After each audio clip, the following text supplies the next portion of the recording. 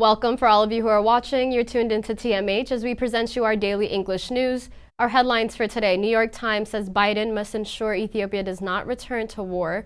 Tigrai is still without aid now 9 days after the deal to end Ethiopia's blockade has been signed. And study shows that Ethiopian allied forces committed conflict-related sexual violence in Tigray on a widespread, systematic basis. Moving on to our main updates for today, New York Times says Biden must ensure Ethiopia does not return to war. The New York Times has warned that if the fighting resumes, the battlefield carnage will again be horrific.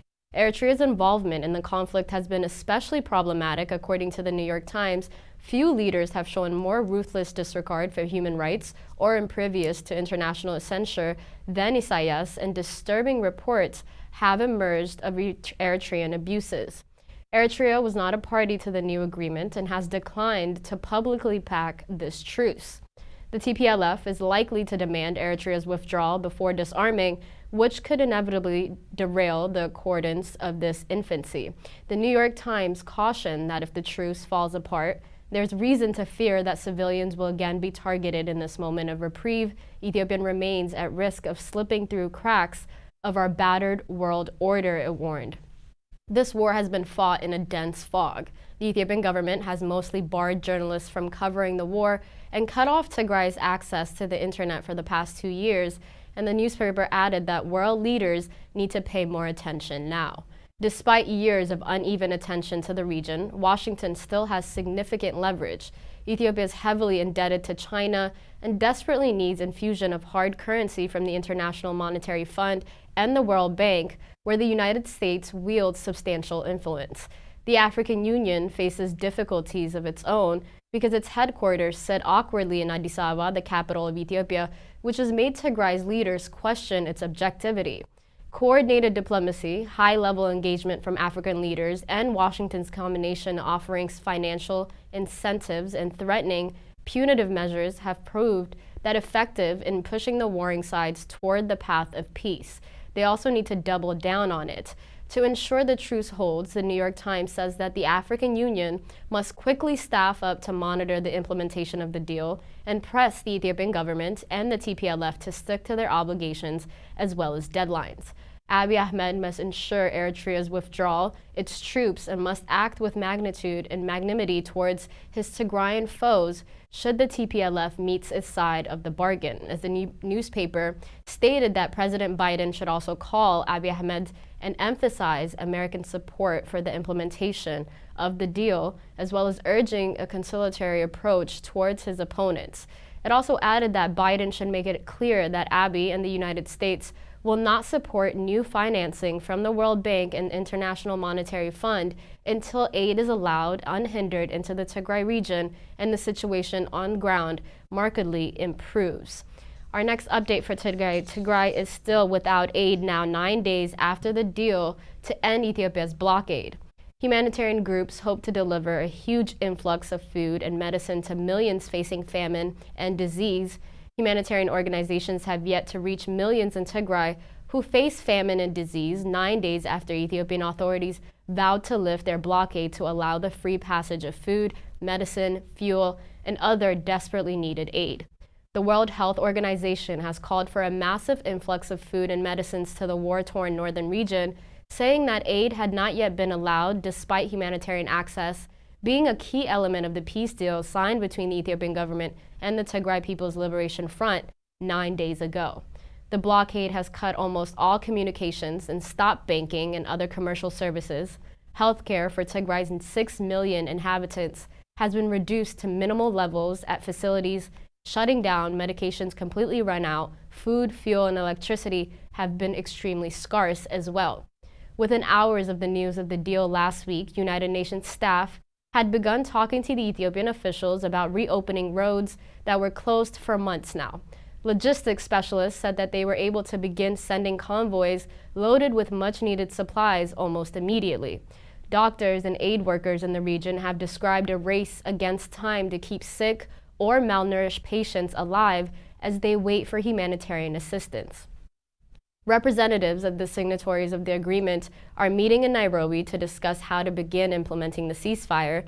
The talks in the Kenyan capital were scheduled to last 3 or 4 days, but have been extended. According to an official familiar with the talks, on both sides have recognized that the challenge of the fully communicating with all of their units to stop fighting as the delivery of aid is also on the agenda. In a tweet, the leader of the Ethiopian delegation, Redwan Hussein, claimed aid is flowing to 70% of Tigray's territory and even to areas not yet held by ENDF. But hospital sources and humanitarian aid on the ground contradicts the statement.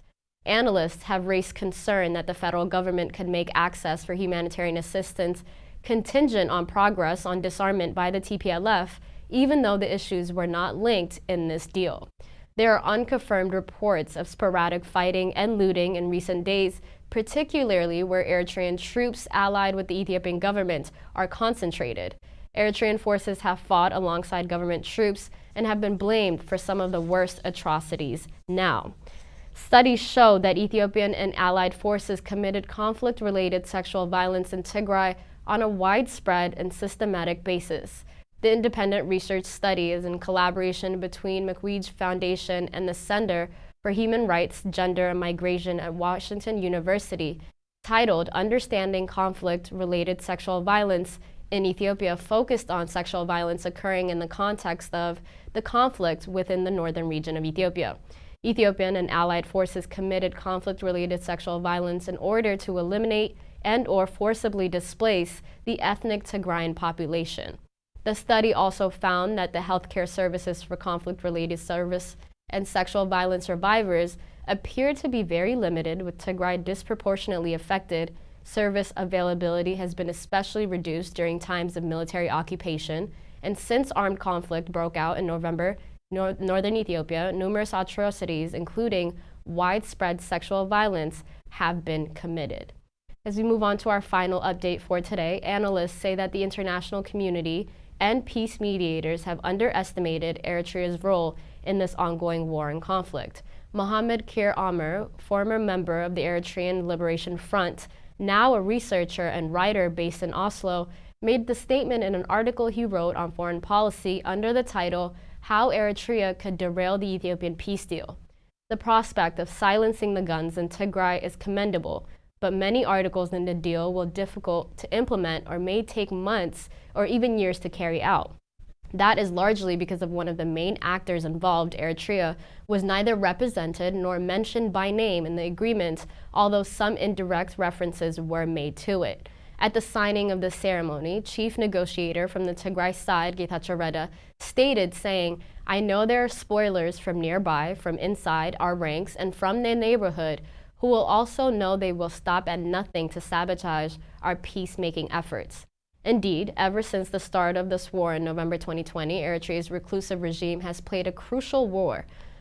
Although Ethiopian Prime Minister Abiy Ahmed sees an armed TPLF as a threat to his rule, Eritrean President Isaias Afwerki harbors a personal grudge against the organization, and the animosity towards the TPLF is the only common denominator that holds them together. Eritrea may regard the disarmament of TPLF as a positive development, but even so, it has not yet accomplished its mission, which is destroying the TPLF once and for all by capturing or killing its leaders, causing massive displacement and degrading its infrastructure and military capabilities so that Tigray cannot be a threat to Eritrea for at least the next 50 years or more. If Isaias continues to pursue his ultimate goal, the truce could easily fall apart. The writer indicated that the Eritrean president has his own interest in Tigray and that they could undermine Ethiopia's truce with the TPLF, as he stressed that calling on Eritrea to withdraw its forces will not deliver the desired results. Sanctions have had little impact on the regime in recent years. Indeed, Eritrea's regime has survived UN and US sanctions through a network of secret operations on illicit trades across Africa, Europe, and the Persian Gulf. An estimate this year puts the size of the Eritrean army in the range of 150 to 200,000 soldiers, as the sources close to TPLF estimate that half of those forces are in fact in the Tigray region. But the military situation remains fluid, and there could be troop repositioning following this deal. Meanwhile, special regional forces and militias from Ethiopia's Amhara region still occupy western and southern Tigray. The Fano, which committed atrocities particularly in West Tigray, has displaced tens of thousands of Tigrayans and is disappointed that the agreement upheld by the current Ethiopian constitution, which it considers against the Amhara interests. Eritrea has been training the Fano, and Eritrea's president could use the group of sabotage the peace process from within. One of the articles in the agreement indicates that the permanent cessation of all forms of hostilities includes the subversion of use of proxies to destabilize the other party or collusion with any external force hostile to either party. This may mean that Ethiopia cannot continue cooperating with Eritrea in undermining the TPLF. It will be difficult for Abiy to honor this part of the deal, as he doesn't control the presence or the conduct of Eritrean troops in Ethiopia, and even small acts of sabotage could derail the peace process further. Since the 24th of August, when the new round of hostilities began, Eritrea's regime has carried out continuous and indiscriminate rounds of bombardments, assisted by the Ethiopian aerial and drone attacks on towns and villages, causing large-scale casualties and displacement of Tigrayans. Those attacks continued 72 hours after the deal, and Eritrea's army is deep currently within the Tigray region. The Eritrean military, accused of committing grave atrocities, has invested a lot in this war and has suffered heavy losses as well, but according to the writer, Eritrea's army will not pull out or back out willingly. Abiy was jubilant after the peace agreement, stating that it achieved all that Ethiopia currently wanted. Various reports indicate both Abiy Ahmed and Isaias Afwerki aimed to enter Ma'ala before these negotiations were completed and to declare that the war had in fact ended. But stiff resistance from the Tigray Defense Forces hindered them from achieving this goal. The problem for Ethiopia's government is that Abiy Ahmed's truce with the TPLF could be seen by Isaias as a threat to the Eritrean interest. The writer noted that Isaias is a survival strategist, and feeling threatened could make him more aggressive in destabilizing Ethiopia, hosting and supporting proxy forces opposed to the regime in Ethiopia, as he has done in the past 30 years and still continues to do so in this ongoing conflict. That concludes our news for today. Thank you so much for tuning in. Have a wonderful weekend. Bye-bye.